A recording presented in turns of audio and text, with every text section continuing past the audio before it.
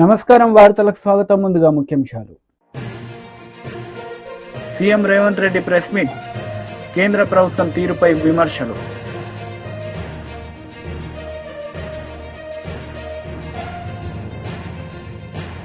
మాజీ మంత్రి KTR press meet, ప్రధాని మోడీపై విమర్శలు. CM Revanth Reddy press meet నిర్వహించారు. ఈ సందర్భంగా పలు అంశాలపై ఆయన మాట్లాడారు. చర్చ జరిగితే అది ఎట్లుంటుందో మాకు అర్థం కాలేదు. కానీ ఇప్పుడు నరేంద్ర మోడీ గారి ప్రభుత్వము వివక్ష కాదు, కక్షాపూరితంగా తెలంగాణ ప్రజల పట్ల వ్యవహరించింది అని చెప్పి స్పష్టంగా మా ప్రభుత్వం భావిస్తున్నది. ఏపీ పునర్విభజన చట్టంలో భాగంగా ఆంధ్రప్రదేశ్కు రాజధాని నిర్మించడానికి, ఆంధ్రప్రదేశ్కు పోలవరం నిర్మించడానికి, ఆంధ్రప్రదేశ్లో వెనుకబడిన జిల్లాలకు నిధులను కేటాయించడానికి, ఎన్ని రకాలుగా ఆంధ్రప్రదేశ్కు నిధులను కేటాయించాలనో అన్నిటికీ ఆంధ్రప్రదేశ్ పునర్విభజన చట్టాన్ని ప్రస్తావిస్తూ ఆ నిధులు కేటాయించడానికి ఒక అవకాశంగా తీసుకున్నారు. ఆంధ్రప్రదేశ్కి ఇచ్చే నిధులను ఆంధ్రప్రదేశ్కు ఎందుకు ఇస్తున్నారని మేము అడగడం లేదు. పునర్విభజన చట్టంలో భాగంగా ఆంధ్రప్రదేశ్కు నిధులు ఇచ్చినప్పుడు పునర్విభజన చట్టంలో భాగంగా తెలంగాణకు నిధులు ఇవ్వాలన్న బాధ్యత కేంద్ర ప్రభుత్వానికి లేదా? అదే ఆంధ్రప్రదేశ్ పునర్విభజన చట్టంలో బయ్యారం ఉక్కు కర్మాగారం ఉంది, కాజీపేట రైల్వే కోచ్ ఫ్యాక్టరీ ఉంది, సాగునీటి ప్రాజెక్టులలో పాలమూరు రంగారెడ్డి ఎత్తిపోతలకు కేంద్ర ప్రభుత్వం పోలవరంకి ఏ విధంగా నిర్మాణానికి సహాయం అందిస్తున్నారో ఆ విధంగా నిధులను కేటాయించాలన్న ఆలోచన కానీ, అదేవిధంగా గిరిజన యూనివర్సిటీ 10 సంవత్సరాల తర్వాత ఇప్పుడు మొదలైన ములుగులో దాని నిధుల విషయంలో కానీ, అదేవిధంగా మేము స్పష్టంగా ప్రధానమంత్రి గారిని కలిసి మీకు నమోమి గంగే ప్రాజెక్టు లాగానో సబర్మతి రివర్ ఫ్రంట్ లాగానో మీ గుజరాత్కు మీ ప్రాంతాలకు ఏ విధంగా అయితే మీరు నిధులను కేటాయించుకున్నారో ఆ విధంగా మూసీ రివర్ డెవలప్మెంట్ ఫ్రంట్కు నిధులు కేటాయించమని చెప్పి మేము అడగడం జరిగింది. విశ్వనగరంగా విస్తరిస్తున్న 5 ట్రిలియన్ ఎకానమీ అని పదే పదే చెప్పే నరేంద్ర మోడీ గారు మీ ఆలోచన ఈ దేశం 5 ట్రిలియన్ ఎకానమీకి చేర్చుకోవాలంటే భారతదేశంలో 5 మహానగరాలలో హైదరాబాద్ నగరం ఒకటి. ఈ హైదరాబాద్ నగరానికి మెట్రో విస్తరించడం ద్వారా ఇక్కడ మౌలిక వసతుల యొక్క అభివృద్ధిని చేయడం ద్వారా విదేశాల నుంచి పెట్టుబడులను ఆకర్షించి లక్షలాది మంది నిరుద్యోగ యువకులకు ఉద్యోగ ఉపాధి అవకాశాలు కల్పిస్తే దేశం యొక్క ఎకానమీ పెరుగుతుంది అని చెప్పి వారికి చెప్పడం జరిగింది. కానీ మెట్రోకు కానీ, మూసీ రివర్ డెవలప్మెంట్ ఫ్రంట్ విషయంలో కానీ, RRR రీజనల్ రింగ్ రోడ్ విషయంలో కానీ ఏ విషయంలో కూడా ఈ బడ్జెట్లో ఒక్క రూపాయి కూడా తెలంగాణకు ఇవ్వడానికి ప్రయత్నం చేయలేదు. ఆనాడు యూపీఏ ప్రభుత్వంలో కేటాయించిన ITIR కారిడార్ను గతంలో తెలంగాణ అధికారంలో ఉన్న ప్రభుత్వము, కేంద్ర ప్రభుత్వం ఇద్దరు వివక్ష వల్ల ITIR కారిడార్ను మరుగున పడిపోయింది. ITIR కారిడార్ వస్తే పెట్టుబడులు వస్తాయి, పెట్టుబడులతో పాటు IT రంగ నిపుణులకు వేలాది లక్షలాది ఉద్యోగాలు వస్తాయి. మీరు దానికి సంబంధించిన కార్యాచరణను కూడా చేపట్టండి అని చెప్పి కేంద్ర ప్రభుత్వానికి మేము విజ్ఞప్తి చేసినాం. ఈరోజు ITIR కారిడార్ గురించి ఎక్కడ ప్రస్తావన లేదు. ఈరోజు రైతులను ఆదుకోవడానికి ఒక ప్రత్యేక కార్యాచరణ ఏది తెలంగాణ రాష్ట్రానికి ఇవ్వలేదు. ఎడ్యుకేషన్ పట్ల కానీ, ఇరిగేషన్ పట్ల కానీ, హెల్త్ పట్ల కానీ, ఎంప్లాయ్మెంట్ పట్ల కానీ ఏ ఒక్క అంశంలో కూడా కేంద్ర ప్రభుత్వము తెలంగాణ యొక్క అభివృద్ధి కోసము ఆలోచన చెయ్యలేదు. ఈరోజు సబ్కా సాత్ సబ్కా వికాస్ అనేదైతే ఉందో ఈ స్లోగన్ బోగస్ అని చెప్పి బీజేపీ నిరూపించింది. వికసిత్ భారత్ అనే దాంట్లో తెలంగాణ భాగం కాదు అని ప్రధానమంత్రి గారు అనుకుంటున్నట్టుగా ఉన్నది. అసలు మొత్తం బడ్జెట్ను స్థూలంగా చూస్తే వికసిత్ భారత్ 2047 48,21,000 కోట్ల రూపాయల బడ్జెట్ను చూస్తే కుర్చీ బచావో బడ్జెట్ లాగా ఉన్నది.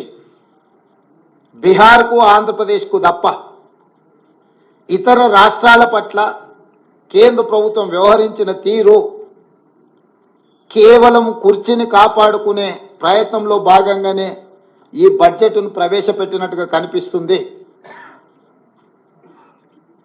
ఇది ఏ రకంగా కూడా ప్రధానమంత్రి గారికి గౌరవాన్ని తెచ్చిపెట్టదు. ఇంతటి వివక్ష, ఇంతటి కక్షాపూరితమైన వ్యవహారం ఎప్పుడూ జరగలేదు. తెలంగాణ రాష్ట్రము, తెలంగాణ ప్రజలు 8 పార్లమెంట్ స్థానాలు, 35% ఓట్లు బీజేపీకి ఇచ్చిండ్రు. తెలంగాణ ప్రజలు ఎలాంటి వివక్ష బీజేపీ పట్ల చూపించలేదు. తెలంగాణ ప్రజల యొక్క నిర్ణయం వల్ల ఈరోజు నరేంద్ర మోడీ గారు ప్రధానమంత్రిగా కుర్చీలో కూర్చున్నారు. 8 సీట్లను తెలంగాణ రాష్ట్రం నుంచి గెలిపిస్తే కృతజ్ఞత చూపించాల్సిన బీజేపీ, కేంద్ర ప్రభుత్వం, నరేంద్ర మోడీ గారు తెలంగాణ పట్ల కక్షాపూరితంగా వ్యవహరించిండ్రు. ఎన్నికల కంటే ముందు నేను పదే చెప్పిన, ఓట్లు సీట్లు మాత్రమే తెలంగాణ నుంచి కావాలి కానీ తెలంగాణ ఆత్మగౌరవం పట్ల కేంద్ర ప్రభుత్వానికి ఎలాంటి పట్టింపు లేదు అని. ఈరోజు మాజీ మంత్రి కేటీఆర్ మీడియా సమావేశం నిర్వహించారు. ఈ సందర్భంగా పలు అంశాలపై ఆయన మాట్లాడారు. ఇవాళ రికార్డు 7వ బడ్జెట్ ప్రవేశపెడుతున్న సందర్భంగా తెలుగువారి కోడలు కాబట్టి ముఖ్యంగా మన రాష్ట్రంతో కూడా పరిచయము, సంబంధము, వారికి ఇక్కడే స్థిర నివాసం కూడా ఉంది కాబట్టి ఈ బడ్జెట్లోనైనా మనకు న్యాయం చేస్తారేమో, ఈ బడ్జెట్లోనైనా తెలంగాణ పారిశ్రామిక రంగానికి, తెలంగాణలోని పేదలకు, తెలంగాణలోని ఇన్ఫ్రాస్ట్రక్చర్కి పెద్దపీట వేస్తారేమని చెప్పి మేము ఆశించినాం. కానీ దురదృష్టం ఇవాళ 48,21,000 కోట్లతో బడ్జెట్ పెట్టినప్పటికీ అందులో పెద్ద ఎత్తున కొన్ని రాష్ట్రాలకు పెద్దపీట వేసినప్పటికీ తెలంగాణ ప్రస్తావన మాత్రం లేకపోవడం అనేది నిజంగా కూడా బాధాకరం, శోచనీయం. తెలంగాణలో 4 బీజేపీ ఎంపీలు గతంలో ఉంటే ఇవాళ తెలంగాణ ప్రజలు ఆ సంఖ్యను రెట్టింపు చేసినారు, 8 మందిని గెలిపించారు. అయినప్పటికీ 8 రూపాయలు కూడా కేంద్ర ప్రభుత్వం ఈ బడ్జెట్లో ఇవ్వకపోవడం అనేది నిజంగా బాధాకరం, తీవ్రంగా కూడా తెలంగాణ ప్రజలందరినీ కూడా విస్మయపరిచిన అంశం. బడ్జెట్ చూస్తూ ఉంటే ఇప్పటిదాకా నేను కామెంటరీ కూడా వింటా ఉన్నాను. ఇది కేంద్ర బడ్జెటా లేకపోతే బీహారు, ఆంధ్రప్రదేశ్కు సంబంధించిన బడ్జెటా అనే విధంగా ఇవాళ చాలా మంది మాట్లాడుతూ ఉన్నారు. మాకేమీ ఆంధ్రప్రదేశ్కి ఇచ్చినందుకు బాధ లేదు. సాటి తెలుగు రాష్ట్రం, తప్పకుండా వారు బాగుండాలి, మంచిగా ఉండాలని కోరుకుంటోళ్ళం తప్ప వారికి నష్టం జరిగితే మేము కూడా బాధపడతాం. కానీ ఆంధ్రతో పాటు ఆంధ్రాకి ఇచ్చినట్టుగానే మీరు ఆంధ్రప్రదేశ్ పేరు చెప్పిన ప్రతిసారి ఏమన్నారు కేంద్ర మంత్రి గారు? ఆంధ్రప్రదేశ్ పునర్విభజన చట్టం అని మాట్లాడింది. కానీ ఆంధ్రప్రదేశ్ పునర్విభజన అంటేనే 2 రాష్ట్రాలకు సంబంధించిన ప్రయోజనాలు ఆ చట్టంలో ఉన్నాయి. కానీ మొత్తం స్పీచ్ కాపీలో ఎక్కడ కూడా కనీసం తెలంగాణ అన్న పదం కూడా మంత్రి గారు మాట్లాడకపోవడం బాధాకరం. సరే, ఆంధ్రప్రదేశ్కి బ్రహ్మాండంగా డబ్బులు ఇచ్చారు. అమరావతికి 15,000 కోట్లు, తర్వాత భవిష్యత్తులో ఇంకా అవసరంగా అయితే ఎక్కువ డబ్బులు ఇస్తామన్నారు. అదేవిధంగా పోలవరం నిర్మాణానికి సంపూర్ణ సాయం చేస్తామన్నారు. అదే మాదిరిగా ఆంధ్రప్రదేశ్లో మరి పారిశ్రామిక అభివృద్ధికి ప్రత్యేక సహకారం ఇస్తామన్నారు. వైజాగ్, చెన్నై ఇండస్ట్రియల్ కారిడార్స్ పెడతామన్నారు. అదేవిధంగా కొప్పర్తి, ఓర్వకల్లు ఇండస్ట్రియల్ జోన్స్కి అక్కడ ఎలక్ట్రిసిటీ, వాటరు, రోడ్స్, హైవేలకు ప్రత్యేక నిధులు అన్నారు. వైజాగ్ చెన్నై కారిడార్ కూడా డబ్బులు. అదేవిధంగా బెంగళూరు కూడా, హైదరాబాద్ బెంగళూరు కారిడార్ కూడా డబ్బులు ఇస్తున్నామన్నారు. అదేవిధంగా ఆంధ్రప్రదేశ్లోని వెనుకబడ్డ ప్రాంతాలకు ప్రత్యేక ప్యాకేజీ అన్నారు. రాయలసీమ, ప్రకాశం, ఉత్తరాంధ్ర జిల్లాలకు ప్రత్యేక ప్యాకేజీ అన్నారు. మాకు ఆంధ్రప్రదేశ్కి ఇచ్చిన దాని మీద దుగ్ధ లేదు, బాధ లేదు, అసూయ లేదు. తెలుగు రాష్ట్రం, పక్క తెలుగు రాష్ట్రం బాగుపడితే సంతోషించటోళ్ళమే, తప్పకుండా స్వాగతిస్తాం ఆంధ్రప్రదేశ్కి ఇచ్చిందని. కానీ కేవలం ఆంధ్రప్రదేశ్కు, బీహార్కు రెండింటికే ఇస్తూ మిగతా 26 రాష్ట్రాలను మరి చిన్నచూపు చూడడం అనేది నిజంగా బాధాకరం. ఆంధ్రప్రదేశ్ పునర్విభజన చట్టమని మీరే మాట అయితే చెప్పారు. ఆంధ్రప్రదేశ్ పునర్విభజన చట్టంలోనే 2 తెలుగు రాష్ట్రాల ఏర్పాటు కూడా ఉన్నది. తెలంగాణ ఉన్నది, ఆంధ్రప్రదేశ్ ఉన్నది. కానీ ఎప్పట్లాగానే మనకు 9.5-10 సంవత్సరాలుగా ఎప్పట్లాగానే ఇచ్చినట్టు ఈసారి కూడా గుండు సున్నానే ఇచ్చింది కేంద్ర ప్రభుత్వం. మరి మీరు ఒక్క నిమిషం ఆలోచిస్తే మనకు ఆంధ్రప్రదేశ్ పునర్విభజన చట్టంలో కూడా 35 వివిధ హామీలు మరి మనకు కేంద్ర ప్రభుత్వం ఆనాడు 2014లో ఇచ్చింది. అందులో చాలా అంశాలు గతంలో కేసీఆర్ గారు ముఖ్యమంత్రిగా ఉన్నప్పుడు గత 10 ఏళ్లు ఒకసారి కాదు పలుమార్లు పోయి బతిమలాడినాము, పలుమార్లు పోయి అభ్యర్థించాము, ఇచ్చిన మాట నిలబెట్టుకోండి అని చెప్పి కూడా కోరినాం. ములుగులో గిరిజన యూనివర్సిటీ కేటాయించాలి మనకు పునర్వ్యవస్థీకరణ చట్టం ప్రకారం. కానీ పేరుకేదో యూనివర్సిటీ ఇచ్చినట్టు గతంలో ప్రకటించారు తప్ప ఇప్పటి వరకు డబ్బులు కేటాయించలేదు. బయ్యారంలో ఉక్కు కర్మాగారం పెడతాము steel authority of India limited ద్వారా అన్నారు. ఇప్పటి వరకు దానికి మోక్షం లభించలేదు. ఈ బడ్జెట్లో కూడా దక్కింది గుండు సున్నా. కాజీపేటలో రైల్ కోచ్ ఫ్యాక్టరీ అన్నారు, అది కూడా హులెక్కైంది. అది కూడా ఇవాళ రైల్ కోచ్ ఫ్యాక్టరీ పోయి ఒక వ్యాగన్ రిపేర్ షాప్ పెడతామని చెప్పడం బాధాకరం. 9 ఏళ్లుగా ఆనాడు కేసీఆర్ గారు ప్రధానమంత్రి గారిని కేంద్ర మంత్రులను పలుమార్లు కలిసి మా రాష్ట్రానికి కొత్త విద్యా సంస్థలు ఇవ్వండి, ఐఐఎం ఇవ్వండి, ఇండియన్ ఇన్స్టిట్యూట్ ఆఫ్ మేనేజ్మెంట్ ఇవ్వండి. టీడీపీ లీడర్ మీడియా సమావేశం నిర్వహించారు. ఈ సందర్భంగా పలు అంశాలపై ఆయన మాట్లాడారు. ఇప్పుడున్నటువంటి తెలుగుదేశం పార్టీ కార్యకర్తలందరినీ కూడా జైలుకు పంపించాలని ఒకే ఒక ఎజెండాతో జగన్మోహన్ రెడ్డి ముఖ్యమంత్రిగా, ఆయన ప్రభుత్వం, ఆయన మంత్రులు, ఆయనకు ఉన్నటువంటి ఆ రోజు ఉన్నటువంటి ఎమ్మెల్యేలు, ఆ పార్టీ వర్గం అంతా కూడా ఆ రోజు పనిచేసింది. కానీ ఈరోజు మనం చూసాం ప్రజలు ఎటువంటి ఒక తీర్పునిచ్చారు. ఈరోజు నిజమైనటువంటి ఈరోజు చెప్తున్నాం తెలుగుదేశం పార్టీ కార్యకర్తలందరూ కూడా రాజారెడ్డి రాజ్యాంగానికి ముగింపు పలికింది. అసలైన బిఆర్ అంబేద్కర్ ఇచ్చినటువంటి రాజ్యాంగాన్ని ఈరోజు అమల్లోకి వచ్చింది.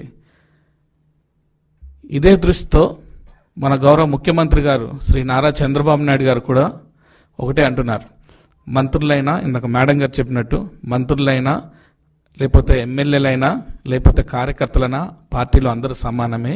గత 5 సంవత్సరాలే కాదు, పార్టీ పెట్టిన నుంచి కూడా పార్టీకి వెన్నెముకగా ఉన్నటువంటి కార్యకర్తలందరూ ఒక కష్టాలు, వాళ్ళకు అవసరాలు, వాళ్ళకు గ్రీవెన్స్ని తీసుకోవడానికి అన్ని డిపార్ట్మెంట్స్, అన్ని మంత్రులు, అందరు ఎమ్మెల్యేలు కూడా పార్టీ ఆఫీస్లో ఉండి ప్రజలందరికీ, ముఖ్యంగా కార్యకర్తలందరికీ కూడా అందుబాటు ఉండి ఇచ్చిన ఒక కార్యక్రమం చంద్రబాబు నాయుడు గారే స్వయంగా ఆయనే వచ్చి పార్టీ ఆఫీస్లో ఉండి కార్యక్రమాలు చేస్తూ గ్రీవెన్స్ తీసుకున్న సందర్భం మనందరికీ తెలిసింది. ఆ సందర్భంగా ఈరోజు మన మంత్రి గారు సంజయ్ రాణి గారు ఈరోజు ఆ డిపార్ట్మెంట్స్లో ఏదైతే women welfare and child welfare ఉందో అదితో పాటు ట్రైబల్ వెల్ఫేర్ ఈ సమస్యలన్నీ కూడా తీసుకోవడం జరిగింది. అయితే సమస్యలు కొన్ని వేలలో లక్షల్లో వస్తున్నాయి. గత 5 సంవత్సరాల్లో కనీసం ఒక్క సమస్య కూడా పరిష్కారం లేకుండా ఈరోజు మన రాష్ట్రం అంతా కూడా వెనుకబడినటువంటి పరిస్థితి. మేము గిరిజన ప్రాంతాల్లో చూస్తే ఎక్కడ కనీసం ఒక అడుగు రోడ్డు వేసినటువంటి పరిస్థితి లేదు. ఒక గ్రామానికి నీళ్ళు ఇచ్చినటువంటి పరిస్థితి లేదు. మొన్న మేడం గారి నియోజకవర్గంలో సుమారుగా 31 గ్రామాలకి నీళ్ళు ఇస్తే గిరిజన గ్రామాలకి వాళ్ళ ఆనందంకి అవధులు లేవు. ఆకాశం దానిటువంటి ఆనందం ఆ సాలూరు నియోజకవర్గ ప్రజలు మనం చూసాం. కేవలం ఒక 31 గ్రామాలకి నీళ్ళు ఇచ్చినటువంటి సందర్భంలో దీన్ని బట్టి మనకు అర్థమవుతుంది ఏ విధంగా జగన్మోహన్ రెడ్డి వల్ల, వాళ్ళ ఎమ్మెల్యేల వల్ల, వాళ్ళ మంత్రుల వల్ల మన రాష్ట్రం ఎంత వెనకబడిపోయిందో, ప్రజలు ఎంత ఇబ్బంది పడుతున్నారో దీనికి ఒక ఉదాహరణ అది. అలాంటి సమస్యలన్నిటి కూడా పరిష్కారం చేయాలి, ప్రజలందరికీ న్యాయం చేయాలి. ముఖ్యంగా తెలుగుదేశం పార్టీ కార్యకర్తలుగా ఉన్న మనందరికీ కూడా ఏ ఇబ్బంది లేకుండా గత కాలంలో గత 5 సంవత్సరాల్లో మీ మీద పెట్టినటువంటి అక్రమ కేసులు ఏవైనా బీజేపీ లీడర్ మీడియా సమావేశం నిర్వహించారు. ఈ సందర్భంగా పలు అంశాలపై ఆయన మాట్లాడారు. ఇక పోతే మధ్యతరగతి ప్రజానికానికి కూడా ఊరట కలిగించేటువంటి విధంగా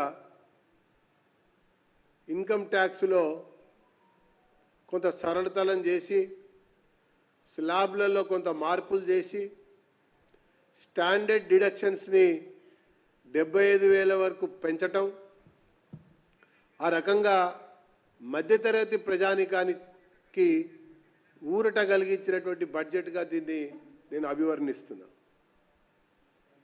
ఇక పోతే మధ్యతరగతి పరిశ్రమలు, ఎంఎస్ఎంఈల విషయంలో కూడా ప్రత్యేక దృష్టి కేంద్ర ప్రభుత్వం సారించటం, ఆ రకంగా ప్రోత్సాహకాలని ప్రకటించటం, దాని కొరకు కావాల్సినటువంటి అన్ని రకాల సౌకర్యాల కొరకు మరి ముందుకు వస్తున్నామని చెప్పి పేర్కొనటం కూడా హర్షించదగ్గ విషయం అని చెప్పని నేను పేర్కొంటా ఉన్నా. ఇక పోతే ముద్రా రుణాల యొక్క పరిమితిని కూడా 20 లక్షల వరకు పెంచటం ఇది స్వయం ఉపాధికి పెద్దపీట వేసేటువంటి ఒక నిర్ణయంగా పేర్కొనవచ్చు. దీంతోపాటు 1 కోటి మంది నిరుద్యోగులకి వివిధ కంపెనీలలో ఇంటర్న్షిప్ నిర్వహించేటువంటి సమయంలో 5,000 రూపాయల వరకు పారితోషికం ఇస్తామని ప్రకటించడం కూడా నిరుద్యోగులకి అనేక రకాలుగా మరి ప్రోత్సహించడమే కాకుండా ఉత్సాహాన్ని నింపినటువంటి ఒక ప్రకటనగా నేను అభివర్ణిస్తా ఉన్నా. ఇకపోతే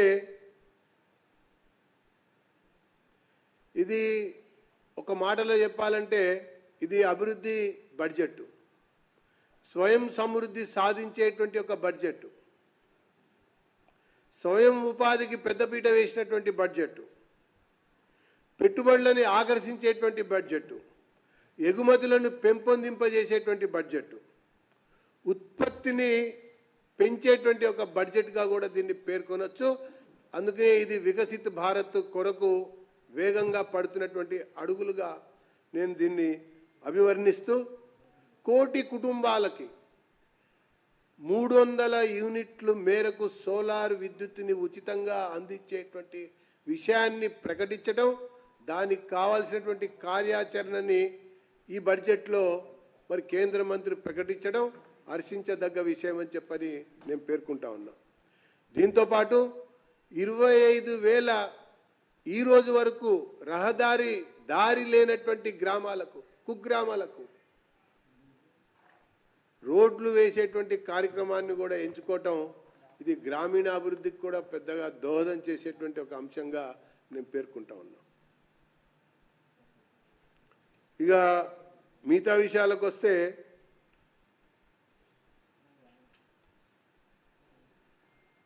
చాలా విషయాల్లో ప్రత్యేకంగా ఈ బడ్జెట్లో అనేక అంశాలను కూడా ప్రస్తావించడం జరిగింది. ఇది ఆచరణాత్మకమైనటువంటి బడ్జెట్ అని చెప్పని నేను తెలియజేస్తా ఉన్నా. ఎందుకంటే ఇది నిర్మలా సీతారామన్ గారు ఇది 7వసారి ప్రతిపాదిస్తున్నటువంటి బడ్జెట్. గత బడ్జెట్ కేటాయింపులు, ఖర్చులు ఈ 10 సంవత్సరాల కాలంలో చూసినట్టయితే ఆచరణాత్మకంగా ఉన్నాయి అన్నటువంటిది బీజేపీ లీడర్ మీడియా సమావేశం నిర్వహించారు. ఈ సందర్భంగా పలు అంశాలపై ఆయన మాట్లాడారు. 8 జిల్లాలలో 270 హాస్టల్స్ ఉన్నాయి. 270 హాస్టళ్లలో కూడా మా యొక్క కార్యవర్గ అందరూ కూడా ప్రతి హాస్టల్ని విజిట్ చేయడం జరిగింది. ఎక్కడ పోయినా ఒక్క హాస్టల్ కూడా పూర్తిగా నిర్లక్ష్యంతో వాళ్ళకి ఏదైతే ఈ ప్రభుత్వం ఇచ్చిన మెనీలో ఏమాత్రం మరి నాణ్యత లేదు. ఒక్క హాస్టల్ కూడా అన్ని కూడా గవర్నమెంట్ బిల్డింగ్లే, పైపెచ్చి అవన్నీ కూడా శిథిలావస్థకు పడిపోయినాయి. కాబట్టి ఇప్పుడు కూడా మేము డిమాండ్ ఏం చేస్తున్నామంటే ఇప్పుడు కూడా ఈ ముఖ్యమంత్రి రేవంత్ రెడ్డి గారిని కూడా భారతీయ జనతా పార్టీ ఎస్సీ మోర్చా తరఫున డిమాండ్ చేస్తున్నాం. మీరు ఏమైతే ఇచ్చారో హామీలు గతంలో కూడా మీరు బీఆర్ఎస్ పార్టీ మారి కూడా ఏం చేసిందో నిర్లక్ష్యం. ఆ రోజుల్లో కూడా ఎస్సీలకు ఇచ్చే నిధులను ఎస్సీ సప్లాన్ అని తెచ్చి, దళిత బంధు అని తెచ్చి ఏ ఒక్కరు కూడా ఏ మాత్రం మరి ఆదుకున్నది లేదు. అదేవిధంగా మేము ఈ ఎలక్షన్ల ముందు ఈ రేవంత్ రెడ్డి గారు ఏదైతే సేవలలో ఎస్సీ ఎస్టీ ఇళ్ళగాడి ఎస్సీలకు ఏదైతే అక్కడో మరి సేవలలో ఎస్సీ డిక్లరేషన్ చేశారు. మేము వీటితో పాటు గత పాలకుల నిర్లక్ష్యం వల్ల పోయిన వాటిని దళితులకు మరి దళితులతో ఎస్సీ కార్పొరేషన్ రుణాలు ఇవ్వలేదు.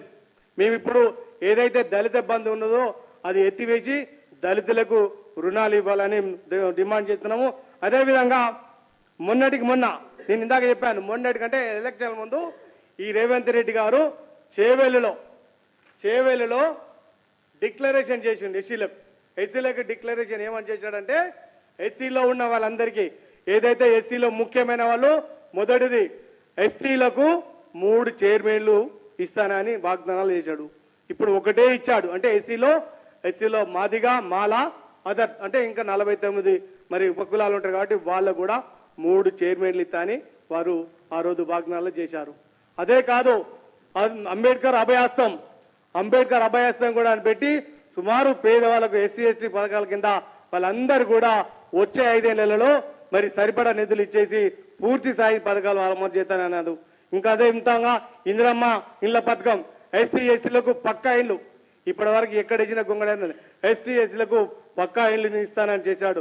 అదే లేదు. అదే విధంగా పోడు భూములు అంటే తన గతంలో అసైన్ లైన్లు ఉన్నాయి, అవింటి కూడా పూర్తిగా చేయాలనేది ఒక డిమాండ్. ఎస్సీ కార్పొరేషన్లో మాదిగా మాలలకు మరి ఇతర ఉపకులాలందరూ కూడా ఇందాక చెప్పాను అవన్నీ కూడా చేయాలని డిమాండ్. మేము ఒక్కటే చెప్తున్నాం, గతం మాదిరిగా ఏదైతే బీఆర్ఎస్ పార్టీగా మారి గతంలో ఎస్సీ ఎస్టీ ఓట్లు దండుకొని ఏదైతే నిర్లక్ష్యం వహించారో ఇప్పుడు కూడా అదే పార్టీలో ఈ కాంగ్రెస్ ప్రభుత్వము ఈ రేవంత్ రెడ్డి గారు కూడా అదే చేస్తున్నారు. ఈ రోజు మేము పూర్తిగా ఏం డిమాండ్ చేస్తున్నాం అంటే మీరైతే ఏదైతే ముఖ్యంగా 3 కార్పొరేషన్లు డిక్లేర్ చేస్తానో ఒకటి చేసాం. అందులో ఒక్కొక్క కార్పొరేషన్ కు 750 కోట్లు ఇస్తాను. 750 కోట్లు అంటే ఇప్పుడు 3 అంటే 3 ఏళ్ళ 21 ఏమంటే 22,000 కోట్లు ఈ బడ్జెట్ లో ఎంత పెడతారు, ఏ మేరకు పెడతారు అనేది దళితుల పైన మీకు ఎలాంటి ప్రేమ ఉన్నా అనేది అర్థమవుతుంది. ఏమాత్రం నిర్లక్ష్యం చేసినా, ఏమాత్రం అలసట చేసినా భారతీయ జనతా పార్టీ. వార్తలు ముగించే ముందు ముఖ్యాంశాలు మరోసారి. CM Revanth Reddy press meet, కేంద్ర ప్రభుత్వం తీరుపై విమర్శలు.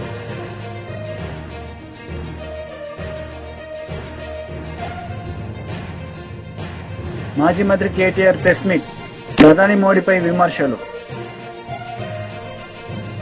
ఈ వార్తలు ఇంతటితో సమాప్తం. తిరిగి ప్రసారమయ్యే వార్తలు మళ్ళీ కలుద్దాం. అంతవరకు సెలవు. నమస్తే.